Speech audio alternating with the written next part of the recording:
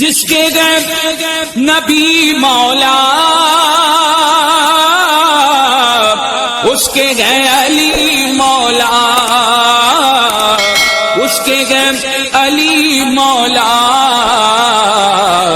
اور اسی کے نعرے ہیں پنجے تن ہمارے ہیں۔ اور حضرات، اللہ تبارک و تعالی کا فضل و احسان اور اس کا کرم خاص ہے کہ اس وقت ہم اور آپ ایک پاکیزہ بزم میں حاضر ہیں اور اپنے دامن میں نیکیوں کا ذخیرہ جمع کر رہے ہیں۔ رب تعالی اپنے حبیب پاک کے طفیل آپ سب کی اس بزم پاک میں آمد کو شرف قبول عطا فرمائے۔ جیسا کہ آپ سب کو معلوم ہے، کل شادی خانہ آبادی اور تقریب نکاح کا خوشگوار منظر برپا ہونے والا ہے۔ اسی مناسبت سے شکرانے کے طور پر یہ مجلس سجائی گئی ہے۔ رب تعالی اس کی برکتوں سے صاحب خانہ اور آپ سب کو مالا مال فرمائے۔ نماز عشاء کے بعد سے لے کر اب تک آپ حضرات نے بہت ساری قیمتی باتیں سنی اور اپنے ایمان و عقیدے کو تازگی بخشنے والی نعتیں، منقبتیں اور باتیں سماعت فرمائیں۔ کچھ دیر کے لیے میں آپ کے سامنے حاضر ہوں۔ آپ کا زیادہ وقت نہیں لیا جائے گا۔ یوں بھی شادی کے موقع پر ہونے والی تقریب محفل میلاد بطور تبرک ہوتی ہے، اس لیے تھوڑی دیر آپ یوں ہی سنجیدہ ماحول بنا کر تشریف رکھیں۔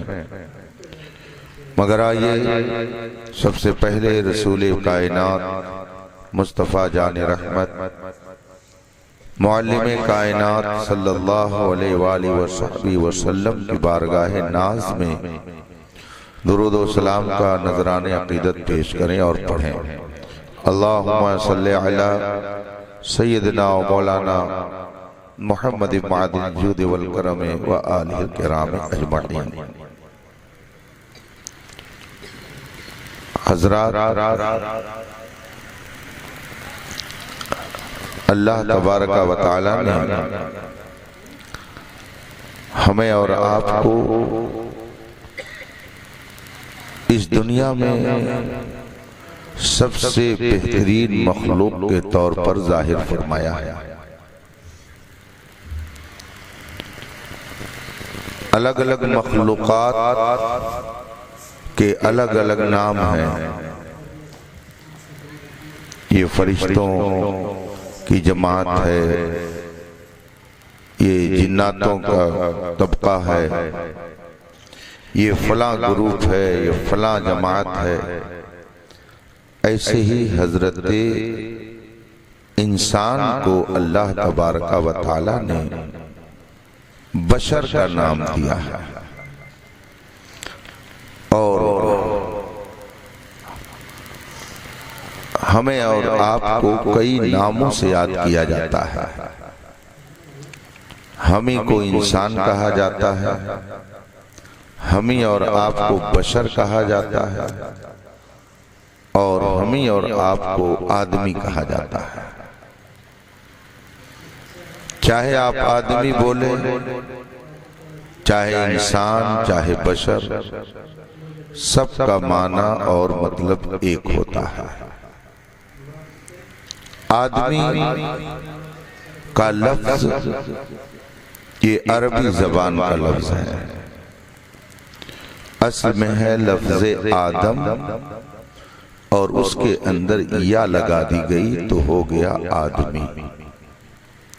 آدم سے آدمی، جیسے خلیل آباد سے خلیل آبادی، گونڈا سے گونڈوی، راہ سے راہی، ایسے ہی آدم سے آدمی۔ یہ یا نسبت کے لیے ہوتی ہے، کنیکشن بتانے کے لیے۔ خلیل آبادی کا مطلب ہوگا خلیل آباد والا، بستوی کا مطلب ہوگا بستی والا، گورکھپوری کا مطلب ہوگا گورکھپور والا، رضوی کا مطلب ہوگا رضا والا، قادری کا مطلب ہوتا ہے شیخ عبد القادر کا ماننے والا، اشرفی کا مطلب ہوتا ہے مخدوم اشرف کا ماننے والا۔ ایسے ہی آدمی کا معنی ہوتا ہے آدم والا۔ تو چاہے مسلمان ہو چاہے غیر مسلم ہو، سب اپنے آپ کو آدمی کہتے ہیں۔ کسی غیر مسلم سے پوچھئے وہ کون جا رہا ہے تو وہ کہے گا کوئی آدمی جا رہا ہے مگر میں پہچانتا نہیں ہوں، فلاں آدمی جا رہا ہے۔ اس سے پوچھئے تم کیا ہو تو وہ یہ نہیں کہے گا میں جانور ہوں، وہ بھی کہے گا کہ میں آدمی ہوں۔ اس کا مطلب ہے کہ چاہے مسلم ہو چاہے غیر مسلم، سب کا رشتہ کس سے ملتا ہے؟ حضرت آدم سے ملتا ہے۔ سب حضرت آدم کی اولاد ہیں، چاہے کوئی مانے یا نہ مانے، لیکن سارے انسان حضرت آدم کی اولاد ہیں۔ یہ لفظ آدمی بتا رہا ہے کہ انسانوں کا تعلق بندر سے نہیں ہے بلکہ حضرت آدم سے ہے۔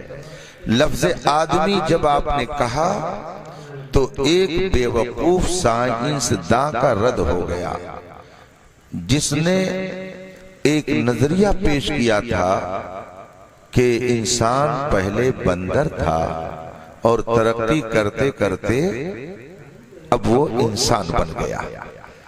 حالانکہ اس سے بھی اگر پوچھا جاتا کہ تم کیا ہو تو وہ بھی کہتا میں ایک آدمی ہوں۔ تو آدمی وہ اپنے آپ کو کہہ کر کے خود تو حضرت آدم کی اولاد بتاتا ہے اور سب انسانوں کو بندر کی اولاد بتاتا ہے۔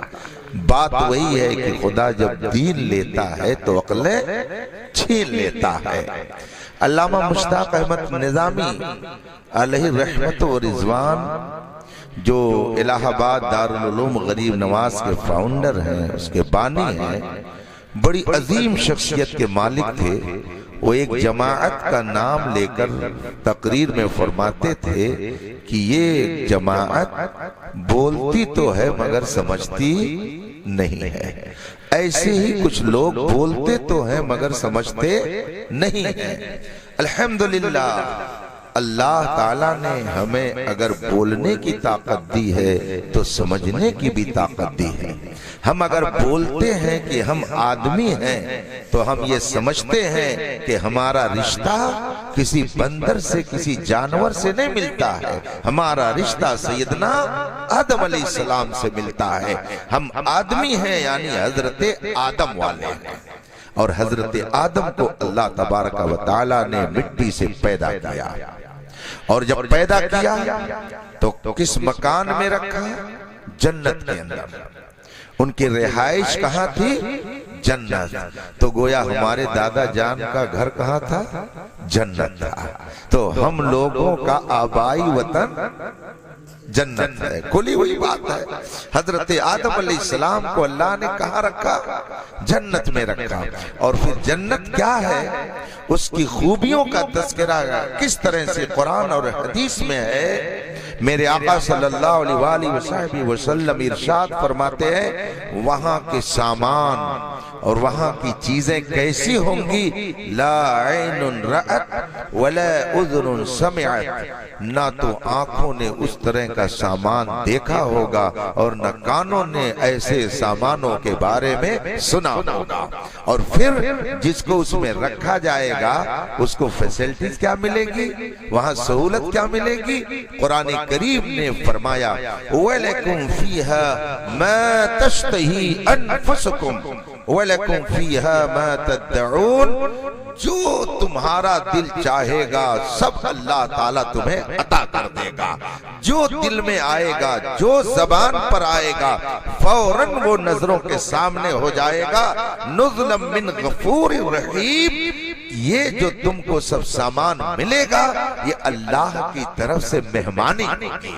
گویا حضرت آدم علیہ السلام کو اس گھر میں رکھا گیا جہاں پر کسی چیز کی کوئی کمی نہیں تھی۔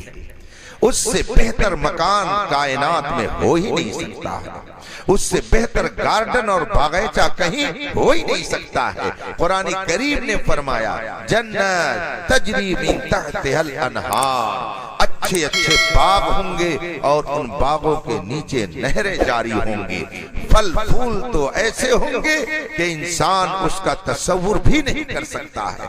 غرض کی کائنات کی ہر سہولت جنت کے اندر موجود، اور اسی میں اللہ نے ہمارے دادا حضرت آدم کو رکھا۔ اب آپ بتائیے کہ آدمی اگر 5 اسٹار ہوٹل 10 اسٹار ہوٹل میں جگہ رہنے کے لیے پا جائے اور ساری سہولتیں فراہم ہوں تو کوئی یاد آئے گا؟ سب بھول جائیں گے۔ کون یاد کرتا؟ کہتے موج مستی کرو یار، جو گھر کے لوگ ہیں گھر دیکھیں، ہم لوگ یہاں دیکھیں۔ حضرت آدم علیہ السلام اس جنت میں تھے جہاں کسی چیز کی کوئی کمی نہیں تھی، مگر پھر بھی دل نہیں لگ رہا تھا جنت کے اندر، ان کا دل نہیں لگ رہا تھا، اداسی چھائی رہتی تھی۔ دیکھتے تھے جنت کی بہاروں کو، جنت کے باغات کو، جنت کے پھلوں کو، جنت کے پھولوں کو، جنت کے گلدستوں کو، سب دیکھتے تھے، عالی شان بلڈنگوں کو دیکھتے تھے، مگر پھر بھی اداسی رہتے تھے۔ سکون قلب مکمل طور سے انہیں حاصل نہیں ہو رہا تھا، اداس جنت میں رہتے تھے۔ اللہ تبارک و تعالی نے حضرت آدم علیہ السلام کی اداسی کو دور کرنے کے لیے، ان کے قلب کے، ان کے جگر کے سکون کے لیے اللہ تعالیٰ نے اپنی حکمت کاملہ سے حضرت مائی حوا کو جنت کے اندر پیدا فرمایا۔ چنانچہ اللہ تبارک و تعالی نے حضرت آدم علیہ السلام کی بائیں پسلی سے حضرت حوا کو پیدا فرمایا۔ حضرت آدم جنت میں سو رہے تھے اور جب نیند کھلی تو دیکھا ایک پیکر حسن و جمال نگاہوں کے سامنے ہے۔ حضرت آدم علیہ السلام نے دیکھا، ان کے دل کو سکون آ گیا۔ قرآن کریم نے ارشاد فرمایا کہ میں نے جوڑا کیوں بنایا؟ لِتَسْكُنُوا إِلَيْهَا، تاکہ تمہارے دل کو اس سے سکون ملے۔ حضرت آدم کو اللہ تبارک و تعالی نے جنت میں رکھا، مگر سکون قلب کے لیے حضرت حوا کو اللہ نے جنت میں پیدا فرمایا۔ اور پھر جب حضرت حوا رضی اللہ تعالی عنہا حضرت آدم علیہ السلام کے سامنے کھڑی تھی، اب حضرت آدم علیہ السلام نے ان سے گفتگو کرنی چاہیے، بات کرنی چاہیے، قریب ہونا چاہا۔ غیب سے آواز آئی، آدم ایسے نہیں، پہلے نکاح ہوگا، نکاح ہوگا۔ اب حضرت آدم علیہ السلام و تسلیم کے نکاح کی تیاری ہو رہی ہے۔ آج دنیا کا بڑا سے بڑا حاکم، پوری دنیا کا کوئی بادشاہ ہو جائے اور وہ کوئی میرج ہال تعمیر کرے سونے اور چاندی کا، اور باراتیوں میں بڑے بڑے حکمرانوں کو بلا لے، بڑے بڑے محدثین کو بلا لے، بڑے بڑے فقہا مجتہدین کو بلا لے، بڑے بڑے مشائخ اور پیروں کو بلا لے، بڑے بڑے پروفیسروں اور انجینئروں ڈاکٹروں کو بلا لے، وی آئی پی براتیوں کو بلا لے، مگر ہمارے اور آپ کے دادا کا نکاح جس جس میرج ہال میں ہوا اس کا کوئی جواب نہیں لا سکتا ہے۔ وہ جنت جہاں پہ حضرت آدم علیہ السلام کے نکاح کی تیاری کی گئی، اور باراتیوں میں کون؟ آپ دنیا کے بڑے سے بڑے حکمراں کو تو آپ باراتی بنا سکتے ہیں، مگر فرشتوں کا جھرمٹ کہاں سے لے آئیں گے؟ وہ نورانی بارات کہاں سے لائیں گے؟ جنت کے اندر اللہ تبارک و تعالیٰ کے حکم سے حضرت آدم علیہ السلام کا ام البشر حضرت سیدتنا حوا رضی اللہ تعالی عنہ سے نکاح ہوتا ہے۔ نکاح کے لیے میرج ہال منتخب کیا تو جنت منتخب کیا، اور بارات آئی تو فرشتوں کا جم گھٹا تھا۔ اس مقدس جھرمٹ میں اللہ نے حضرت آدم کا نکاح فرمایا۔ اس کا مطلب ہے کہ ہم آدمی ہیں، آدم سے ہمارا تعلق ہے۔ آدم نے جنت میں رہ کر کے نکاح کیا، اس کا مطلب ہے کہ یہ نکاح یہ کوئی دنیاوی منورنجن نہیں ہے، ایک جنتی کام ہے۔ یہ سب سے پہلے جنت میں وجود میں آیا۔ پھر حضرت آدم علیہ السلام نے نکاح کے بعد جب قرب چاہا، قریب ہونا چاہا، غیب سے آواز آئی، آدم ایسے نہیں، ایسے ابھی قرب نہیں حاصل کر سکتے ہو۔ عرض کی مولا پھر کس طرح سے؟ غیب سے آواز آئی، آدم تو میرے محبوب پر جو تیری ہی نسل سے ہے، آخری پیغمبر ہے، وہ میرا محبوب ہے، تم اس پر درود بھیجو، اور وہی درود تمہارا مہر مقرر کیا جاتا ہے۔ چنانچہ حضرت آدم علیہ السلام نے اس آخری نبی جن کا ابھی بظاہر کوئی وجود نہیں، ابھی تو صرف حضرت آدم ہے، حضرت حوا ہے، نسل انسانی تو ابھی چلی ہی نہیں ہے، ابھی تو وہ نبی دنیا میں جلوہ گر ہی نہیں ہوا ہے، مگر اللہ فرماتا ہے میرے اس آخری نبی پر جو آدم تیری ہی نسل سے آئے گا، اس پر تم 20 مرتبہ درود بھیج دو، یہی تمہارا مہر مقرر کیا جاتا ہے۔ اس کا مطلب ہے نکاح کے موقع پر اس آخری نبی کو یاد کرنا یہ حضرت آدم کی سنت ہے، اور یہ اللہ کو پسند ہے۔ اسی لیے تو اہل ایمان جب اپنے گھروں میں شادی کا موقع دیکھتے ہیں تو ان کی آواز ہوتی ہے، شادی اور نکاح اگر میرے مصطفیٰ نہ ہوتے تو کچھ بھی نہ ملتا، یہ نعمتیں اگر مل رہی ہیں تو اسی نبی کے صدقے میں مل رہی ہے، اور انسان جس کی کھاتا ہے اس کی گاتا ہے، ہم نبی کی کھاتے ہیں تو نبی کی گا رہے ہیں۔ اسی لیے جب گھر میں شادی کا موقع آتا ہے تو ایمانی آواز ہوتی ہے، کیا میلاد ہونا چاہیے۔ اگر گھر بن گیا تب بھی لوگ کہتے ہیں میلاد ہونا چاہیے، اگر کوئی حج پہ جا رہا ہے تب بھی لوگ کہتے ہیں گھر میں میلاد ہونا چاہیے، بچے کی ولادت ہو گئی تب بھی لوگ کہتے ہیں میلاد ہونا چاہیے۔ آخر کیوں ایسا ہوتا ہے؟ اس لیے کہ ایمان یہ کہتا ہے ہوتے کہاں خلیل کہاں کعبہ و منا، لولاک والے صاحبی سب تیرے گھر کی ہے، اور یہ نعمتیں جتنی مل رہی ہیں ان نعمتوں کا ہم کو اگر خدا کی طرف سے انعام ہو رہا ہے تو لا ورب العرش جس کو جو ملا ان سے ملا، بڑھتی ہے کونین میں نعمت رسول اللہ کی۔ تو شادی ہو، بیاہ ہو، لڑکے کی ولادت ہو، عقیقہ ہو، جو کچھ بھی ہمیں نعمتیں مل رہی ہیں سب خدا کے کرم سے اور رسول پاک کے صدقے میں مل رہی ہیں۔ اللہ کا کرم ہے کہ اس نے ہمیں اپنے دادا کا بے وفا لڑکا نہیں بنایا، ہم اپنے دادا کی بے وفا اولاد نہیں ہیں بلکہ اپنے دادا کی وفادار اولاد میں ہیں، اس لیے کہ دادا نے نکاح کیا تو ہم بھی الحمدللہ اسی طریقے پر عمل کرتے ہیں، اور دادا جان نے اس نبی کے اوپر درود پاک بھیجا تو ہم بھی اس موقع پر اپنے نبی کی بارگاہ میں درود و سلام کا تحفہ پیش کر کے اپنی وفاداری کا ثبوت کیا کرتے ہیں۔ قرآن وہ کتاب ہے جو در سے انقلاب ہے، سمجھ کے گر کوئی پڑھے تو نور علی نور ہے۔ فقان محترم یہ جنتی عمل ہے، نکاح یہ کوئی دنیاوی منورنجن نہیں ہے، ایک جنتی عمل ہے۔ یہ عمل سب سے پہلے جنت میں وجود میں آیا، فرشتوں کے جھرمٹ میں وجود میں آیا، اور پاکیزہ محفل سجائی گئی، مصطفیٰ پر درود و سلام کا نذرانہ پیش کیا گیا۔ اسی لیے رسول پاک صلی اللہ علیہ وسلم نے ایک موقع پر ارشاد فرمایا، من تزوج فقد استکمل دینا، جس نے نکاح کیا اس نے اپنے دین کو مکمل کر لیا۔ النکاح نصف الدین، نکاح آدھا دین ہے۔ من تزوج فقد استکمل الدین، جس نے نکاح کیا اس نے اپنے دین کو مکمل کر لیا۔ رسول پاک نے نکاح کو آدھا دین کہا ہے۔ اب آپ ذرا غور کیجئے کہ آج جو معاشرے میں نکاح کا ماحول ہے اسے دیکھیے، اور پھر رسول پاک صلی اللہ علیہ وسلم کے اس ارشاد کو دیکھیے، دونوں میں کوئی مناسبت ہی نہیں لگتی ہے۔ رسول پاک نے اسے آدھا دین فرمایا ہے۔ یہ نکاح صرف دین ہی نہیں بلکہ میرے آقا صلی اللہ علیہ وسلم فرماتے ہیں، تزوج الودود الولود فإنی مکاثر بکم الامم یوم القیامہ۔ تم ایسے گھروں میں شادی کرو جہاں پہ محبت زیادہ ملے، جہاں پر بچوں کی پیدائش زیادہ ہو، تاکہ میدان محشر میں میں اپنی امت کی کثرت کو دیکھ کر کے خوش ہو جاؤں۔ تو یہ نکاح میدان محشر میں رسول پاک کی خوشی حاصل کرنے کا ذریعہ ہے۔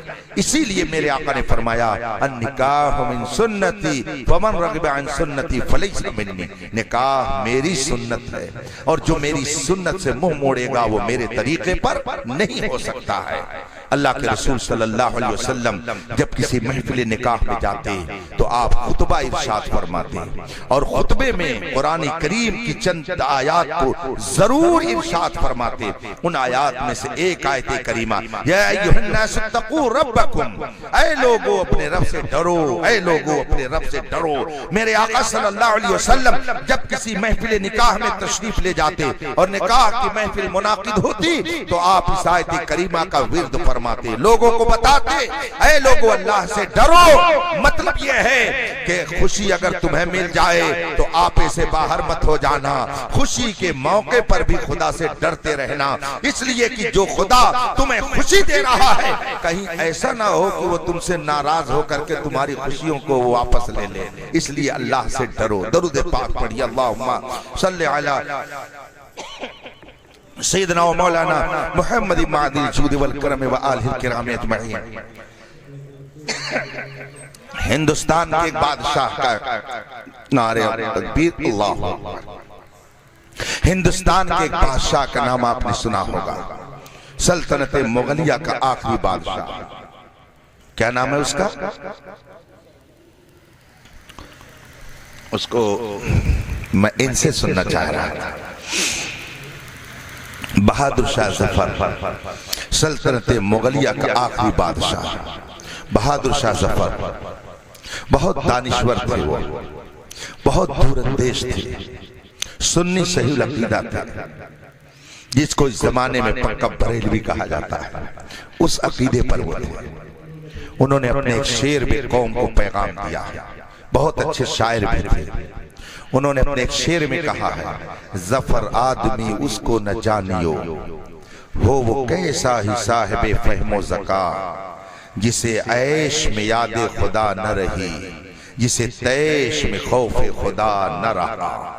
بہادر شاہ ظفر قوم کو پیغام دے رہے ہیں کہ اگر کسی کو تم آزمانا چاہتے ہو کہ اس کے اندر انسانیت ہے کہ نہیں ہے، اس کے اندر آدمیت ہے کہ نہیں ہے، تو اس کی دو کنڈیشن دیکھو، دو حالت میں وہ کیسے رہتا ہے اس کو دیکھو، پھر تمہیں پتہ چل جائے گا کہ اس کے اندر انسانیت ہے یا نہیں ہے۔ فرماتے ہیں بہادر شاہ ظفر آدمی اس کو نہ جانیو، ہو وہ کیسا ہی صاحب فہم و ذکا، جسے عیش میں یاد خدا نہ رہی، جیو عیش و عشرت میں، مال و دولت میں، خوشیوں میں ڈوب کر خدا کو بھول جائے اور اللہ کی یاد سے غافل ہو جائے.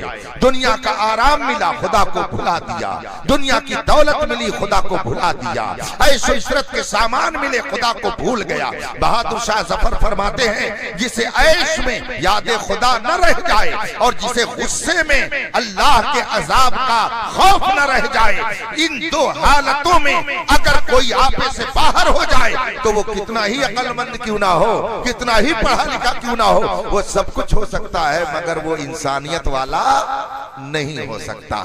یہ بہادر شاہ ظفر کہتے ہیں. اس کا مطلب ہے کہ آدمی جب خوشی پائے تو آپے سے باہر نہ ہو, خوشی پائے تو کنٹرول میں رہے, اور اگر جلال اور غصہ آئے تو اس میں بھی اپنے آپ کو کنٹرول میں رکھنا چاہیے. جو خوشیوں میں خدا سے غافل نہیں ہوتا ہے خدا اس پر اپنی رحمتیں اور نازل فرماتا ہے, اور جو جلال اور غصے میں خدا بند قدوس کا خوف اپنی نظروں کے سامنے رکھتا ہے تو خدا بند قدوس خود اس کی طرف سے بدلہ لیتا ہے.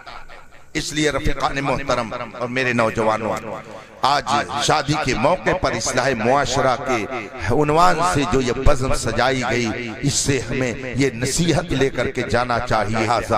اگر اس کو ہم نے ایک دنیاوی رسم سمجھ لیا اور حرام کاموں کو اس میں شامل کر دیا تو برکتیں تو نہیں مل سکتی ہیں. تقریر آپ سن چکے ہیں. ایک مثال بیان کر کے اپنی گفتگو میں ختم کرتا ہوں. کل بارات جائے گی, کہاں جائے گی؟ گورکھپور جائے گی. گورکھپور شہر میں اگر بارات جائے گی تو ظاہر سی بات ہے شہر ہے, شہر کے اندر لوازمات کچھ زیادہ ہوتے ہیں, مٹھائیاں اور سامان اچھے اچھے ملتے ہیں.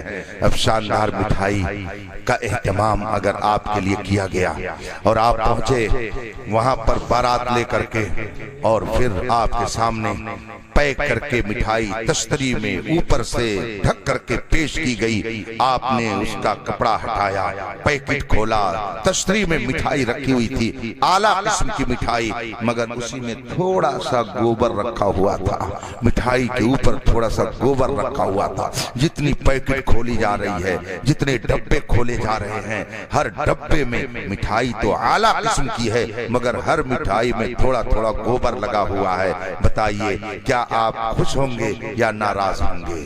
آپ کا ٹیمپریچر ہائی ہوگا یا آپ بہت نارمل پوزیشن میں رہیں گے؟ ویسے ہی دیہات میں کہتے ہیں کہ ایک باراتی پر 11 سوار رہتے ہیں. کیا سوار رہتے ہیں میں نہیں جانتا, لیکن لوگ کہتے ہیں کہ ان کا ٹیمپریچر بہت ہائی ہوتا ہے. ذرا سا پانی لانے میں تاخیر ہو گئی تو پھر دماغ چڑھ جاتا ہے. کیسی سروس ہے یار, تم لوگوں نے کیسا انتظام کیا ہے. جس کو دیہات میں یوں کہتے ہیں چائے سے زیادہ کیتلی گرم ہو جاتی ہے. اتنا جلال لوگ دکھاتے ہیں, نہ جانے کتنی باراتیں اسی وجہ سے کبھی کبھی واپس بھی ہو جاتی ہے. جھگڑے پکڑے ایسے ہوتے ہیں. انصاف سے بتائیے گا, اگر شاندار قسم کی تشتری, عمدہ قسم کے پیکٹ, بہترین قسم کے کپڑے میں لپیٹ کر کے اعلیٰ قسم کی مٹھائی پیش کی جائے مگر اس میں تھوڑا سا گوبر ملا دیا جائے, گندگی ملا دی جائے, بتائیے کیا آپ اس مٹھائی کو کھانا پسند کریں گے؟ نہیں پسند کریں گے.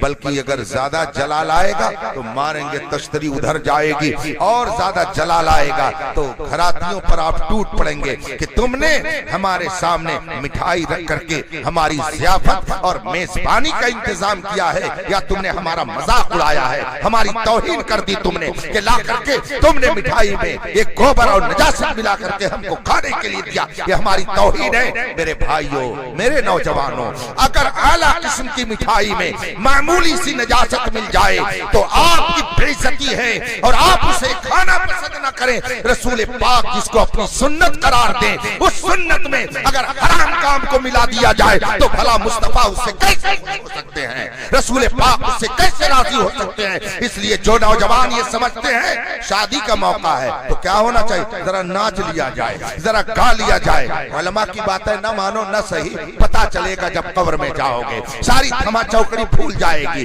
آج لوگ کہتے کہتے ہیں مولانا لوگ تو بہت ہی اولڈ مین ہوتے ہیں، ان کی تھنکنگ بہت پرانی ہوتی ہے۔ الحمدللہ ہم خود ہی بہت پرانا رشتہ رکھتے ہیں، ہمارا شجرہ حضرت آدم سے ملتا ہے، تو ہم کوئی نئے انسان نہیں ہے، ہم تو نہ جانے کب سے دنیا میں آباد ہے، اور ہمارا رشتہ جس نبی سے ملتا ہے وہ ساری کائنات میں سب سے پہلے پیدا کیا گیا ہے، تو ہم تو پرانا رشتہ رکھتے ہی ہیں، اور اتنا پرانا رشتہ ہے، اتنا پرانا رشتہ ہے، جب کچھ نہیں تھا تب میرا رشتہ میرے مصطفیٰ سے پایا۔ نعرہ تکبیر، نعرہ رسالت، مسلک اعلی حضرت، نعرہ تکبیر، وہ جو نعرہ ہم تو پڑھتے ہی رہتے ہیں، وہ جو نہ تھے تو کچھ نہ تھا، اور وہ جو نہ ہو تو کچھ نہ ہو، جان ہے وہ جہان کی، جان ہے تو جہان ہے، مصطفیٰ نہیں تھے تو کچھ نہیں تھا، مصطفیٰ نہیں تھے تو زمین و آسمان کا وجود نہیں تھا، کچھ نہیں تھا، تب میرے مصطفیٰ تھے، تو ہمارا رشتہ ایسی پرانی ذات سے ملتا ہے، جب کچھ نہیں تھا تب اس کی شخصیت موجود تھی۔ تو ظاہر سی بات ہے کہ جب شخصیت بہت پرانی تو اس کا نظریہ بھی بہت پرانا ہے۔ اس سے پتہ چلا کہ اسلام کوئی نیا مذہب نہیں ہے، بلکہ مذہب اسلام کو لانے والے میرے مصطفیٰ ہیں۔ خدا نے مصطفیٰ کو سب سے پہلے پیدا کیا، اس کا مطلب ہے جب دنیا بنی رہی تھی اس وقت میرے مصطفیٰ کا قانون اسلام، اس لیے ہم لوگ نئے مزاج کے تو ہے ہی نہیں، ہم لوگ بہت پرانے مزاج کے ہیں۔ حضور مبلغ اسلام علامہ عبدالعلی میرٹھی رحمت اللہ علیہ جو تقریباً 30 زبانوں میں تقریر فرماتے تھے، 30 زبانوں میں تقریر فرماتے تھے۔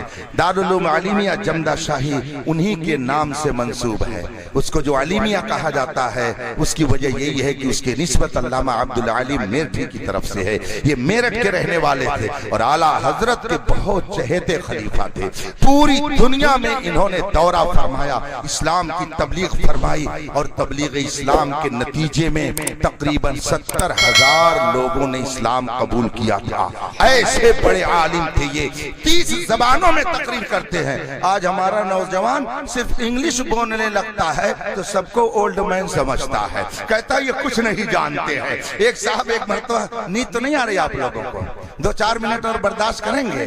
چلیے خیر، ایک صاحب مجھ سے کہنے لگے حضرت مجھے بہت عجیب لگتا ہے جب میں کبھی بینک میں جاتا ہوں اور وڈرال فارم بھرنا ہوتا ہے اور کوئی مولانا صاحب ہم سے یا کسی سے کہتے ہیں کہ ذرا فارم بھر دیجئے، تو مجھے بہت افسوس ہوتا ہے کہ ان کو فارم بھرنے کا طریقہ نہیں معلوم۔ میں نے کہا یہ بات تو افسوس کی ہے، مگر مجھ کو بہت زیادہ افسوس اس وقت ہوتا ہے کہ جب باپ مر جاتا ہے اور بیٹا کھڑا ہو کر کے امام صاحب سے کہتا ہے ذرا نیت بتا دیجئے، نماز جنازہ کیسے پڑھی جائے گی، کیسے نماز جنازہ پڑھی جائے گی؟ وڈرال فارم اگر نہیں بھر سکا تو یہ دنیاوی بے شرمی کی بات ہوگی، لیکن جس باپ کے مال پر تو قبضہ کر رہا ہے اس باپ کی صحیح نماز جنازہ پڑھنے کا ڈھنگ تجھ کو نہیں آتا ہے، یہ اس سے زیادہ میرے لیے شرم کو سمجھنا چاہیے۔ وہ مجھ سے کہنے لگے تو حضرت علامہ عبدالعلی میرٹھی رحمت اللہ علیہ بڑی علمی شخصیت کے مالک تھے، پوری دنیا کا انہوں نے دورہ کیا۔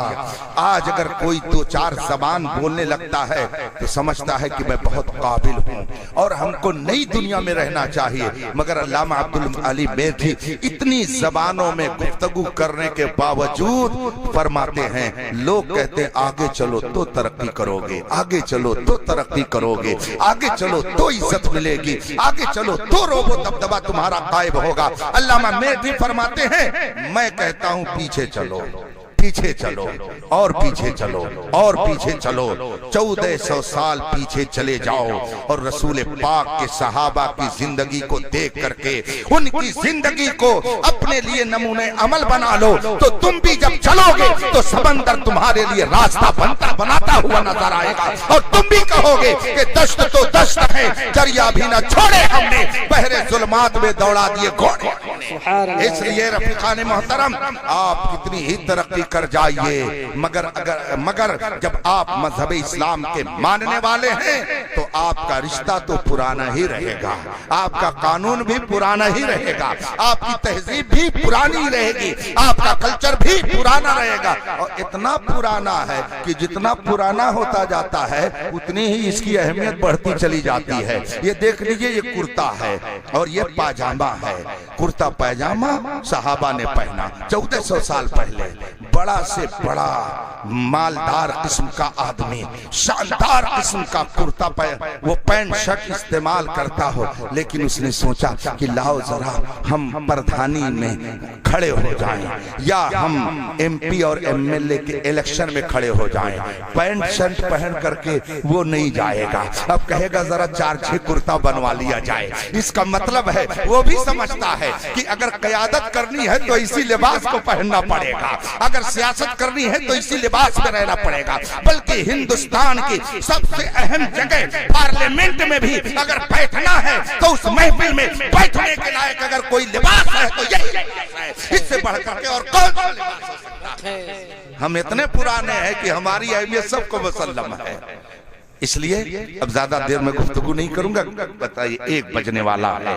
اس لیے رفیقان محترم، نکاح کی یہ مجلس جو کل منعقد ہوگی، میں اپنے نوجوانوں سے مخاطب ہو کر کے یہ بات عرض کر کے جانا چاہتا ہوں کہ حالات مجھ سے زیادہ آپ جانتے ہیں، مجھ سے زیادہ آپ حالات کا علم رکھتے ہیں۔ ہمارا کلچر الگ ہے، غیروں کا کلچر الگ ہے، ہمارا مذہب الگ ہے، غیروں کا مذہب الگ ہے، ہماری تہذیب الگ ہے، ہمارا طریقہ الگ ہے۔ اور نکاح میں جو ہمارے یہاں طریقہ اختیار کیا گیا ہے وہ اتنا شاندار ہے کہ پوری دنیا میں یہی طریقہ رائج ہے۔ کل نکاح ہوگا اور اس کے بعد میں ظاہر سی بات ہے کہ جب بارات جائے گی تو کہیں گے لو دو گواہ لے کر کے آؤ، 2 گواہ منتخب ہوں گے، اس کے بعد میں نکاح ہوگا۔ اور اگر کوئی کورٹ میرج کرتا ہے، کسی کورٹ میں نکاح کی نوبت آتی ہے، تو اب بتائیے وہاں کیسے نکاح ہوتا ہے؟ کورٹ میں نکاح کا کیا طریقہ ہے؟ چاہے ہندو جائے، چاہے مسلمان، سکھ جائے، چاہے عیسائی، وکیل کے پاس اگر لڑکا اور لڑکی پہنچے کہ مجھے کورٹ میرج کرنا ہے تو کہے گا 2 گواہ لے کر کے آؤ۔ جج کے پاس بھی جائیں گے تو کہیں گے گواہ کہاں ہے؟ وہ یہ نہیں کہیں گے کہ تم غیر مسلم ہو تو جاؤ 7 پھیرے کنویں کے لگا کر کے آؤ، جاؤ آگ کا پھیرا لگا کر کے آؤ، تم عیسائی ہو تو اپنے مذہب کے مطابق جا کر کے ایسے کر کے آؤ۔ جج بھی کہے گا گواہ کہاں ہے، وکیل کہے گا 2 گواہ لے کر کے آؤ۔ یہ 2 گواہ کس نے متعین کیا ہے؟ یہ میرے مصطفیٰ نے طریقہ عطا کیا ہے۔ یہ اتنا پیارا طریقہ ہے کہ کورٹ بھی اسی طریقوں کو سب سے بہتر سمجھتی ہے۔ آپ غور تو فرمائیے کہ اسلام نے جو نظام زندگی دیا ہے اس سے بہتر اور کوئی نظام نہیں ہو سکتا ہے۔ ابھی دیکھ لیجئے، لوگ کہتے ہیں، اب کون لوگ کہتے ہیں وہ آپ سب جانتے ہیں کہ اسلام نے عورتوں کا درپیوگ کیا ہے، اسلام نے عورتوں کو ایسا کیا ہے ویسا کیا ہے، لیکن کنارے سے کبھی اندازہ طوفان نہیں ہوتا۔ محبت کو سمجھنا ہے تو نہ سے خود محبت کر۔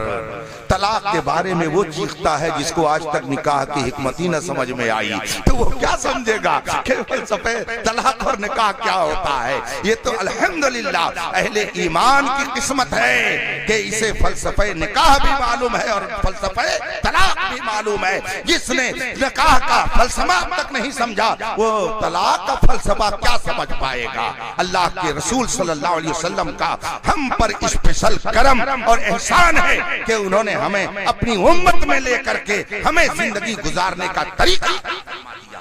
خدا کے گھر میں علی کی آمد ہے، خدا کے گھر میں شہادت ہے، علی کا نعرہ دلوں کی طاقت ہے، علی کا ذکر عبادت ہے، علی کا ذکر عبادت ہے۔ میری ملت کے نوجوان سنو، علی ہے بولتا قرآن سنو، حیدر مولا